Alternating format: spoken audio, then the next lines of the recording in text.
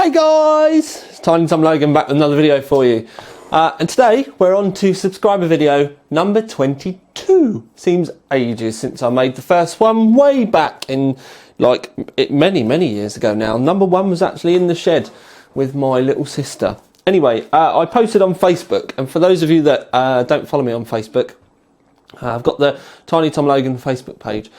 I interact with a lot of people slightly more personally on there than we do on the Overclock 3D Facebook, where Overclock 3D is obviously about the reviews and more like a work environment, whereas the Tiny Tom Logan page is kind of a little bit more chit chatty. It's more about the stuff that I'm doing, not only with computers but personally as well. And some people say, "Oh, I come here for tech stuff."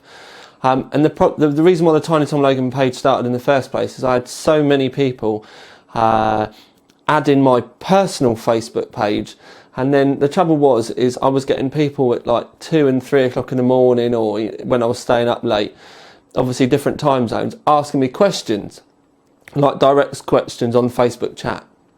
And the problem was there's a lot of people didn't kind of understand. I don't want to be answering questions all the time. If I'm sat there kind of talking to a mate or just generally browsing Facebook, if I've been sat at my computer all day, that's the last thing that I wanted to be thinking about. And a couple of people were a little bit rude, so I decided to separate them. Now, if I don't know you professionally, as in people, that contacts through work or actual friends, then I don't accept, I don't want to say fans, but fan requests anymore, and I point everyone towards TTL page. That's also why we stopped questions being able to be added on the Tiny Tom Logan page as well, because it was getting inundated with questions, and it was taking me like 45 minutes to an hour each day to go through all the questions, and that's without the ones on YouTube. Generally now, just for a kind of heads up, if you do have a question, it's best to go and ask it on the OC3D forums. Yes, I will get round to them, but the good thing about the OC3D forums is there's lots of other members there that will be able to help you answer your question, as well as me. And generally, if someone points you in the wrong direction or something, I will be in there with a bit of a wet fish slap and steer you back in the right direction. Something that you do need to remember when you ask me questions though, because this is another thing that happens. People ask a question and then I tell them my thoughts on it. So, I want to water cool this, what do? I tell them. Then they come back and tell me, well, that's wrong, you should have done it this way. Why ask a question in the first place? I've got my opinion on the way things should be done and, all that kind of stuff. And as far as I'm concerned, if you are asking a question, you're asking for my opinion on stuff. Whereas, with me, water cooling is very much about silence and aesthetics. And although you do get good temperatures, by the time you've got your rig like Orca, say for argument's sake so it has got a lot of fans in it, but the fans hardly run, so the rig is very, very quiet. CPU in it is running at 4.8 gigahertz, 2400 megahertz memory, and my temperatures, absolute max load, go to about 70, 72.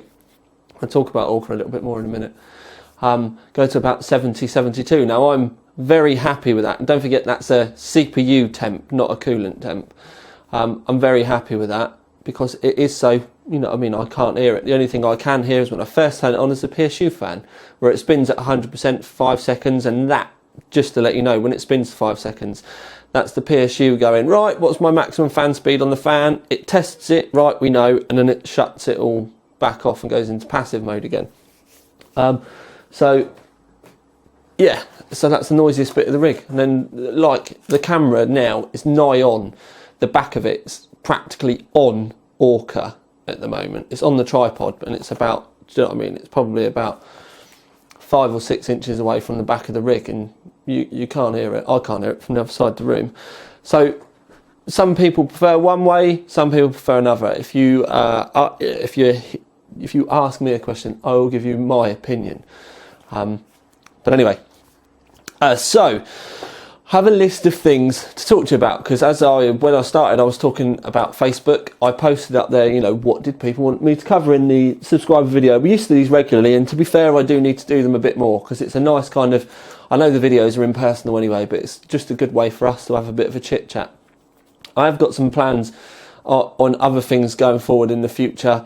but they're all still a bit up in the air at the moment. The whole kind of time to live thing has just kind of frazzled my brain over the last few months. Obviously, I started time to live when it was time to live customs, which is when I first quit my job 4 years ago, this January just gone, which obviously started off in the shed and kind of very kind of like low key, and it was, you know what I mean, it was very kind of, well, I was just doing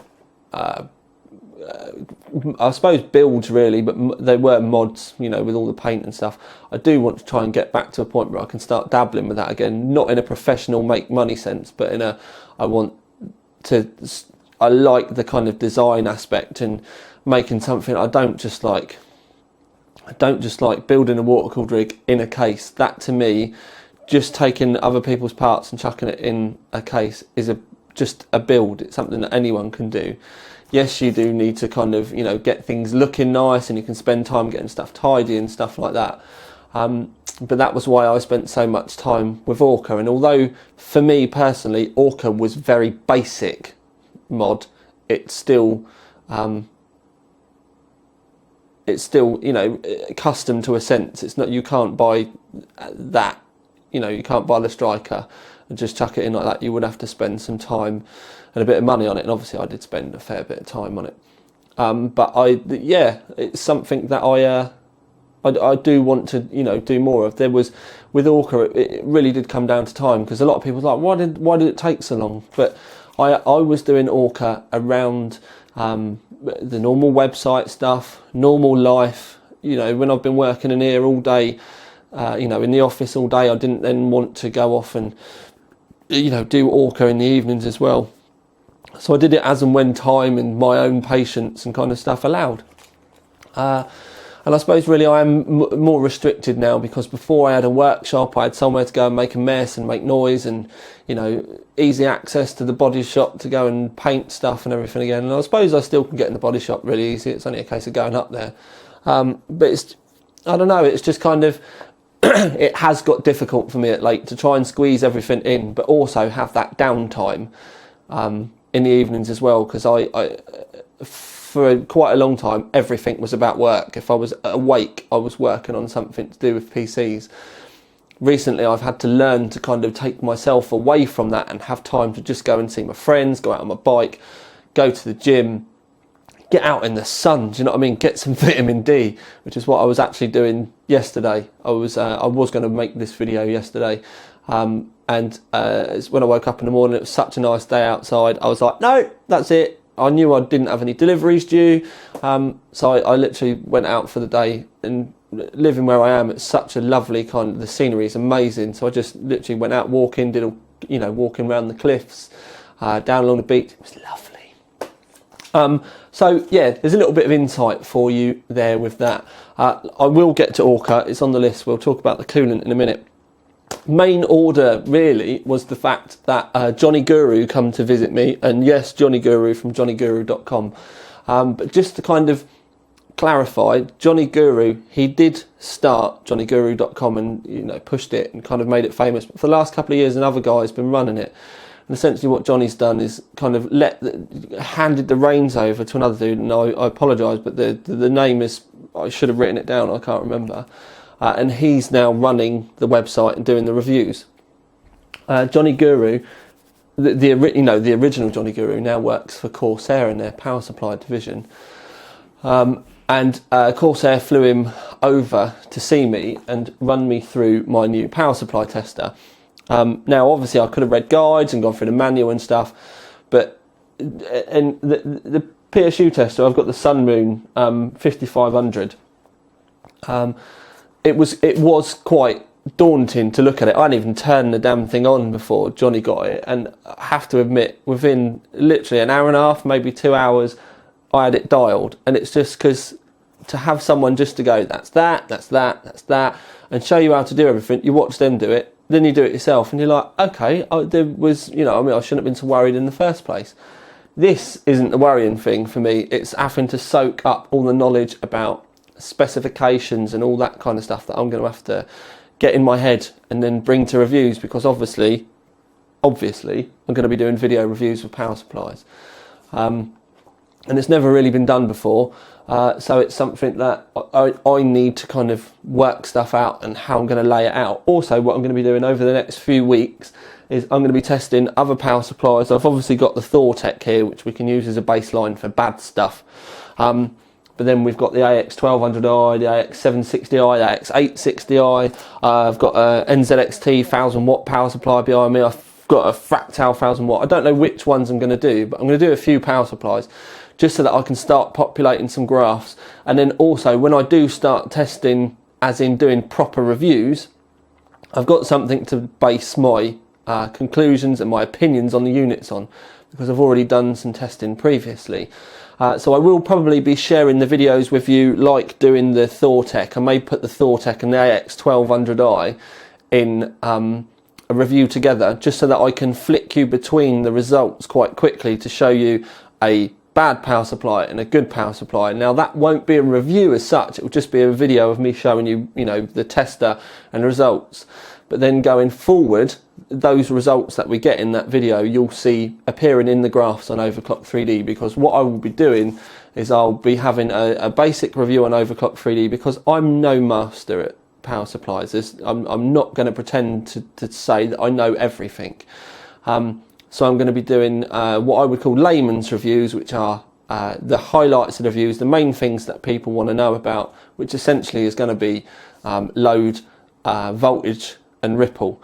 So I'll be putting the details in the graphs on Overclock 3D, and then the highlights of the testing in a video on YouTube. So you go to YouTube, you'll see the results. If you then want to compare those results with other power supplies, you just nip over to Overclock 3D and you'll be able to see everything in a graph. Very simple, the way we do everything at the moment, but it's just me trying to find my feet with things on YouTube, and mixing the two. Obviously, with the aesthetics and looking at the cables, we'll review all of that and the layout, the way the PSU looks, cable braiding, quality, cable length. We'll be doing all of that in the videos as well. So essentially, the two reviews will, interlink quite well. So yeah, that's the way I plan to be doing that. But obviously, it is very early days. I didn't actually want to talk about the load tester until I'd mastered it properly. But the fact that Jonny actually flew over to see me, it seemed like the ideal kind of chance to go, actually, yes, I've got one.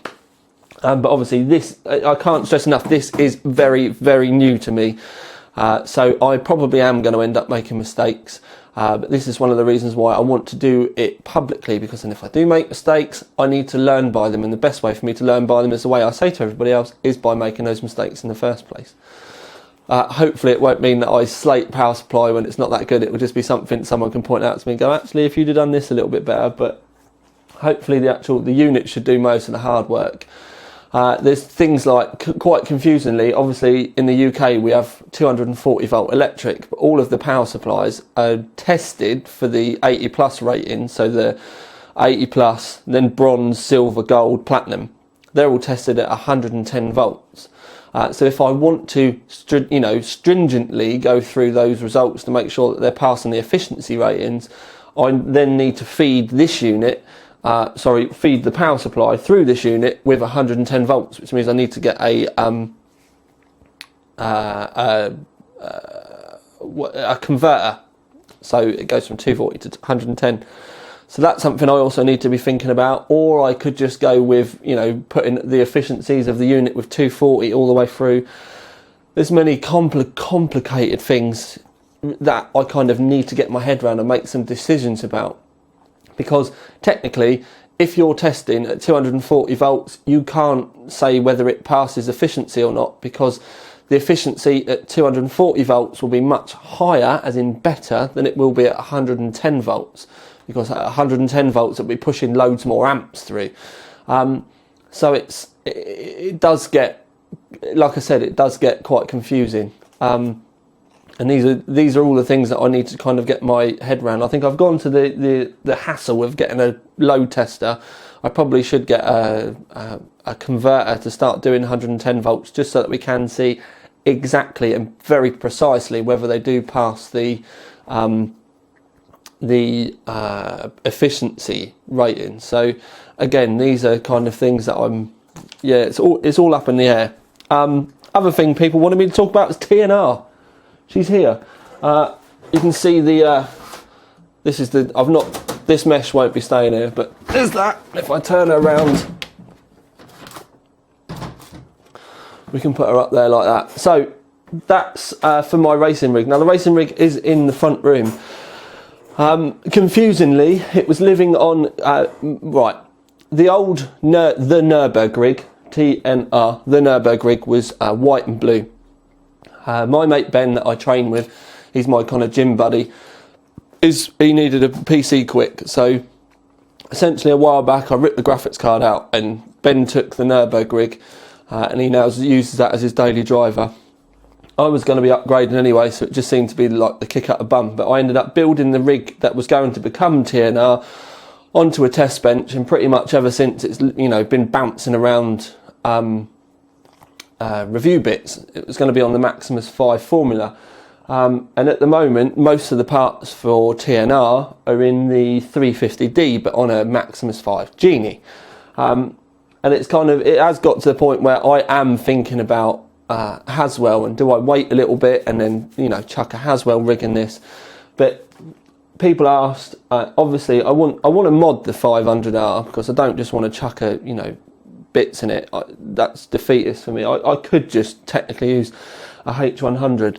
But yeah, I do want to have a play with this, and I did have plans of it, so I may end up still doing using this case and everything, but then maybe waiting for Haswell. I've still not 100% really made my mind up yet. So it is the case as far as the outside is done. It's just what I'm going to do with the inside, and by the inside I mean what water cooling goes in it, what hardware goes in it. We'll just have to see. Yeah, I've not really made my mind up yet. 5 gigahertz AMD processor, people keep asking about. There's nothing official yet. At the moment, it is technically still rumours. People won't confirm it. I've got quite a good friend at AMD. He's seen nothing internal. And that's not he won't talk about it. He's seen nothing internal yet. So pretty much everything that's going around on the tinterwebs at the moment is speculation. To be fair, an AMD 5 gigahertz processor, I think that's probably going to be the way that they would catch up. But from the rumours that are online, because they are rumours, we're talking about a $800 CPU. So you're going to be looking at kind of like 650 quid. If it does come in at that money, I don't think the extra increase in frequency is going to make it quicker than something like a 3930K. So I'm not 100% sure whether it's, do you know what I mean? It's just because of that 5 gigahertz thing. But processor speed doesn't necessarily mean that it's going to actually perform better in benchmarks and rendering and stuff like that. So my gut feeling instantly would be 5 gigahertz AMD CPU or 3930K. I'd probably be buying the 3930K, because I would have thought the 3930K even out the box would probably beat the AMD one, let alone once you start overclocking, and most of them will do 4.6 gigahertz. But we'll have to wait and see. It's really going to be a difficult one until we see it, but it's technically just going to be a quick 8350. And yeah, we will just have to see. I would have thought that processor is going to be quite hot as well, because when you overclock the 8350, the temperature's kind of rocketed. But like I said, everything's speculation at the moment. No one really knows until AMD decide to do an official press release or start talking about it. But yeah, we'll just have to see. I think anything from AMD CPU wise, as in FX, is probably going to be some stuff that you're going to want to look at in the future. I do know that they've got stuff that they're in the planning stages of going forward, but again, that's until we actually see what they deliver us, we really don't know how it's going to be performed, or how it's going to be performing. So I don't really want to get kind of mixed up in all that rumour mill and stuff like that. And now my screens have gone black. How long are we in? 19 minutes. Right, so we've done Orca, we've done TNR, we've done that PSU tester. Yeah, Orca. In fact, I'll tell you what I'll do. I'm going to rip the lid off the side of the old girl. Oh, dong. Right, so I'm going to spin that round so I can actually see where we're going. Right, Orca, as you can see, it's gone a kind of, it's not black anymore, it's brown. Now, I've not done this on video yet. It looks black there, but it's because it's in the shade. But it is, has gone kind of a hot chocolate brown is the best way that I can put it. Anyway, well, if you have a look at the top, actually it looks really red at the top.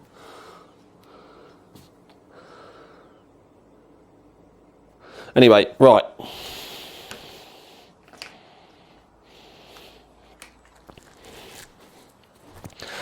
Right, so that's Orca, and I do want to kind of be very clear about this. I'm not, you know, saying about any blame or anything like that, because there was so much drama about this when I first asked Mayhems about it.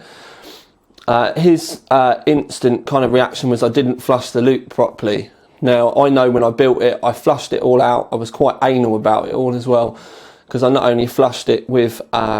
I flushed the radiators out with normal water, as I've always done. We always have put a hose up from the tap, flushed all the black stuff out, and then you drain all the rads out. But then I was quite anal about it, and I used some old hose, and then I flushed, distilled through everything, and then it got left to dry. And then obviously, because I built Orca in, you know, such kind of extended stages, that after I'd let it dry, then it got built.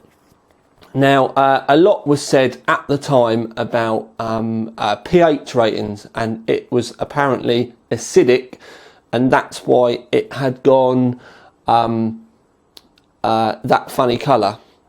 So I bought an electronic pH tester and tested it, and essentially what was in the bottle was still black, which was fine. So obviously something has happened in Orca, and the coolant has reacted with something, so it is something to do with what's gone on in Orca, because obviously the bottle's still fine, but obviously where I still had some coolant left over that I got, I tested that cooler for pH, and then I tested Orca for pH, and it definitely wasn't an acid problem, because Orca was ever so, and I mean a slight margin, and I mean like not even a whole point, we're talking like tenths, was slightly more alkaline. And the bottle itself was alkaline as well. It wasn't pH neutral. It was very alkaline. I don't know whether that's right or not. I haven't got a clue. But Orca was like ever so slightly, and I mean, like I said, tenths more alkaline than what was in the bottle. So it definitely wasn't what Mayhems originally said, was that it had gone acidic. When it comes out, I'm going to be sending Mick stuff. I've already sent some samples off to a mate that works at uni, and he's, you know, looking at it and stuff. But it's whatever has happened. Mick's quite publicly, and Mick's the owner of Mayhems, Mick's quite publicly been changing like the reds and stuff. Maybe the blacks need to be changed as well. I don't know, but it's, you know, definitely not right. And the problem kind of I've got is looking at the grand scheme of things. Obviously, you know, times do need to change and move forward. But we've never really had any coolant issues like this before. Obviously, like the UV reds went pink and stuff like that. But it's all of the issues recently with coolants have really been with the Mayhem stuff. Obviously, the Aurora stuff, that's fair enough. It's only meant to be for shows, and the flakes in it do fall out and get caught up and stuff. That's fine. But the whole like pastel kind of colour changing and leaching from hoses and all that kind of stuff, it does seem to have been a relatively new thing, because I've built a lot of water-cooled rigs over my time. I can actually remember, I was quite an active member on a water-cooled shop forums, and I can remember Mick joining and Mick knowing nothing about water cooling. At the time he was building arcade machines, and he was all about kind of, he was like the soldering guru, and some of the stuff that I saw, you know, him originally doing was bloody awesome, but he knew nothing about water cooling. So he's come a long way in a short time, and I don't want to take that away from him at all. But all I'm trying to say is we all build our experience up, and I've been building water-cooled rigs a long time before him, so his kind of knowledge is very good around like the coolants and the kind of technology behind it. But maybe he's still got, you know, a few things. I don't want to say a few things to learn, because that sounds like I'm putting him down, and I'm not. But I'm just saying, when someone tells me I've done something wrong and I'm fucking adamant that I haven't, it would be nicer to kind of try and work out what the problem was, and make sure that people, you know about it and don't do it in future, rather than just instantly trying to spin the blame when I was trying to be helpful in the first place. But yeah, anyway, so yeah, there's that. I think if I've learned anything from the pastel debacle, is I would say go to your retailer and make sure you ask them exactly what Mayhems want you to do before you use the coolant, and go that way. Personally, I'm going to be draining it out, and because I've got to drain it out, and because of how kind of Orca's kind of, it's not made to be simple to take apart. I never planned on taking it apart, because I was real careful with when I spoke to Mick in the first place. I went to him and I said, I really want black, and he said, well, we've got this epic new black pastel, and I asked him what hose to use, so I made sure I used the Master Clear, and he specifically said that one will be fine, so I was happy with that. I've not got any hose reaction, any leaching or any issues with my hose. The hose in there is perfect, so something else has happened from within it, but I followed the advice and it's gone wrong.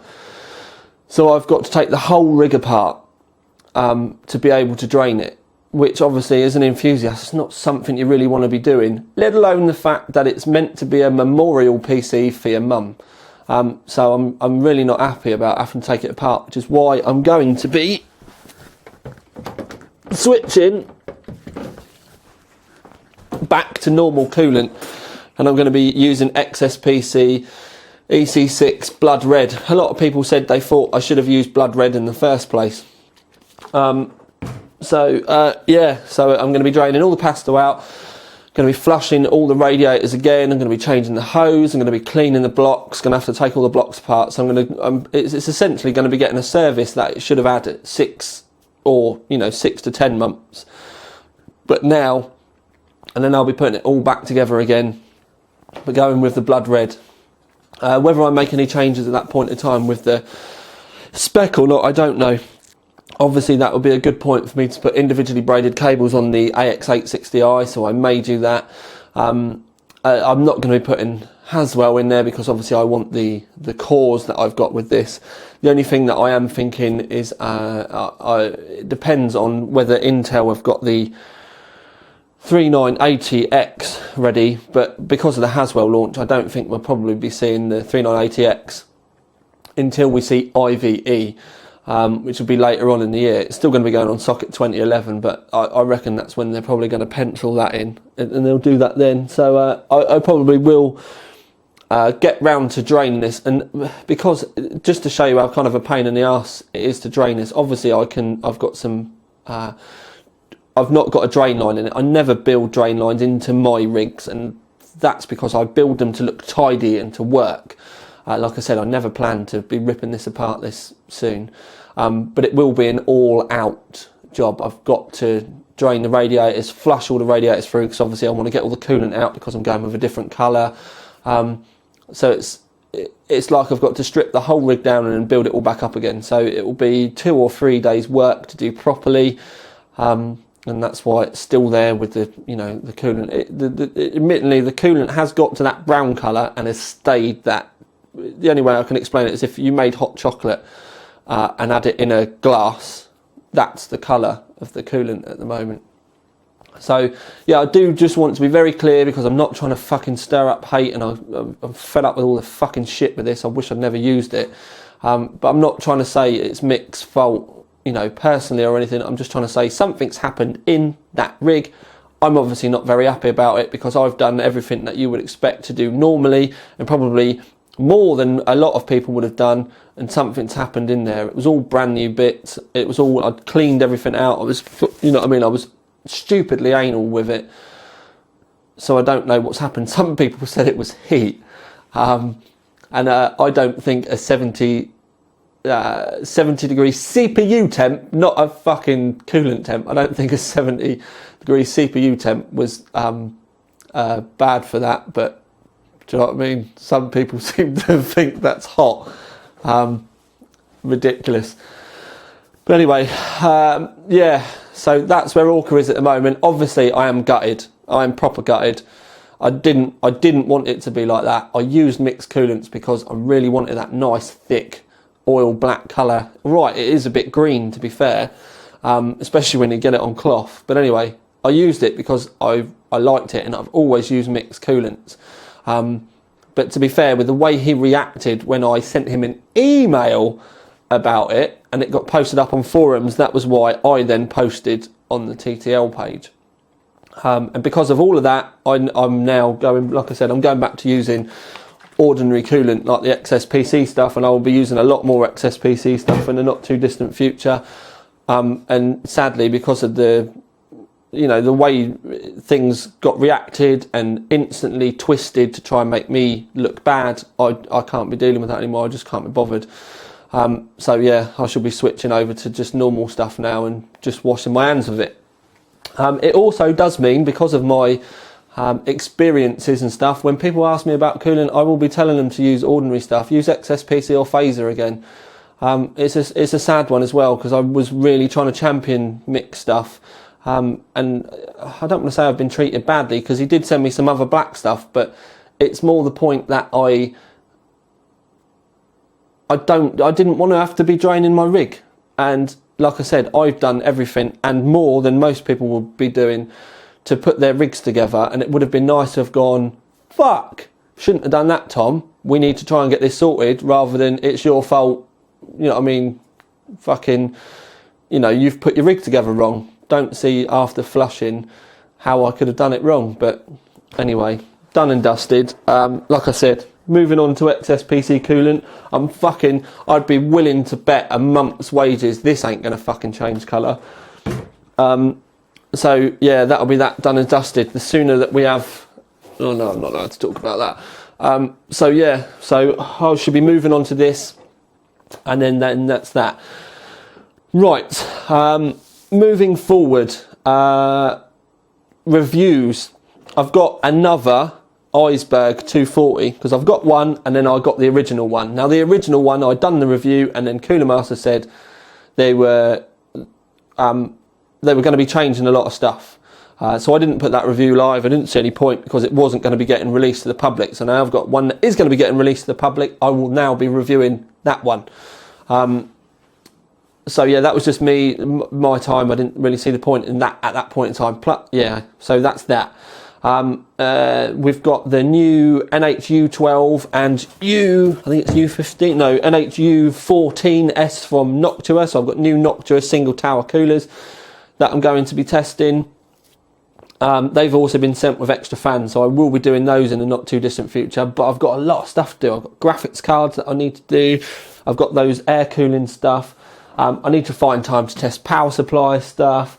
But there's obviously stuff that the other guys are going to be doing on the forums. People keep asking me to, why have you not reviewed this and why have you not reviewed that? And a lot of the time, it's been done. It's done on the main OC3D website.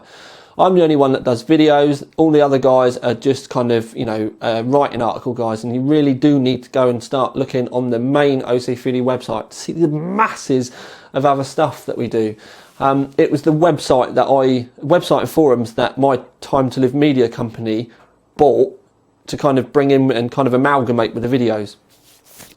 It was what I was already doing already, but I just brought it over, so now I've got, the other guys working for me. I am looking in at bringing new reviewers, not for videos, but for the written stuff, because the other guys, Gary, Brian, now Josh, they don't, they just do the written stuff. I'm the only guy that does the videos. I occasionally have Steve-O come in the office during the week. Generally what Steve-O does is he sits here and plays games, bless his heart, and it's because a lot of the game footage, he's much better at it. So if you see game footage, 9 times out of 10, it's Steve-O playing and not me. And that's the kind of, he comes in, spends a couple of hours, like when Tomb Raider come out, I rang him up, Steve, I've got Tomb Raider early, you want to come round and play it? It was like insta yes. Come round, completed the games, and all the Tomb Raider footage that you see was Steve playing it, which is why it was so good, because I don't play a lot of games. Anyways, so complicated, very complicated. So yeah, that's pretty much all I've really got to say for this point at the moment. Apologies for kind of ranting on about the coolant stuff. I don't really think it was a rant though. It's just a very fucking complicated situation that didn't really have to be. So I had to be very clear and concise about what I wanted to say and how stuff had happened. And then, yeah, that's that done and dusted. I'm just going to, from this point on, we're going to be moving past that. I may do some videos of when I've got to drain Orca and all that kind of shit. But essentially what I'm just most interested in is once it's done and clean, that it's back on my desk, it's working, and then I can just, you know, crack back on with getting stuff done. People have said about my home server, because obviously I've got my 2012 server, which is in an R3, and it was due an upgrade. That I will 100% be waiting on Haswell, because there's some stuff with Haswell what I want to do, and then I'll be switching on to new hard drives and a new SATA 3 RAID card and all that kind of stuff. But yeah, that's, you know, off in the future. I'm still not even 100% what case I'm going to use for that yet, but we will see, because there is some new stuff coming. Something I will say is for all of those of you out there, keep an eye on Computex. There's a case being released at Computex that I've known about for 6 months. What are we now? 8 months maybe. And I love it. I properly love it. I actually got sent 3D schematics of this thing a long time ago, to kind of have a look at and pass judgment on and stuff. And to put into kind of perspective how much I like this case, and it's another reason why I've been waiting to redo Orca. I probably shouldn't be saying this, but I've been stalling that much to do the coolant, because if they do get their arses together and release this case within the next few months, I have to admit I'll be changing, or I'll be doing another build. And I'll be doing something completely different. I'm going to try my best to keep Orca as is, because this time, because it was a memorial, I don't want to change, like strip it all down like would normally happen. So Orca may get, you know, kind of made like a museum piece, for want of a better term, and I'll build an entire new rig. Yeah, I may take the CPU out, because the CPU I've got in that's actually pretty good, but yeah, that case that's the one case that I've seen in a long time that would make me, you know, want to switch. I can't say too much about it. 5 point. Yeah, but yeah, you can make your own kind of mind up beyond that. So yeah, keep an eye on Computex. If you see stuff going live, you'll understand what I mean. But anyway, we've been jabber yakking for long enough. Oh, the other thing was Titan. It's there. All the testing's done. There's just the video to do. It's still in the 900D. Again, because of the 350D and all that kind of stuff, there's been it's been delayed. And I've also got a rig built just to the left of me, which is an all AMD rig with an 8350 in it, a 7970, RAID solid state drives, and we're going to be looking at game performance. So that's literally frames per second performance with that rig, and that will be getting its own video as well. To be fair, I've got a busy few weeks.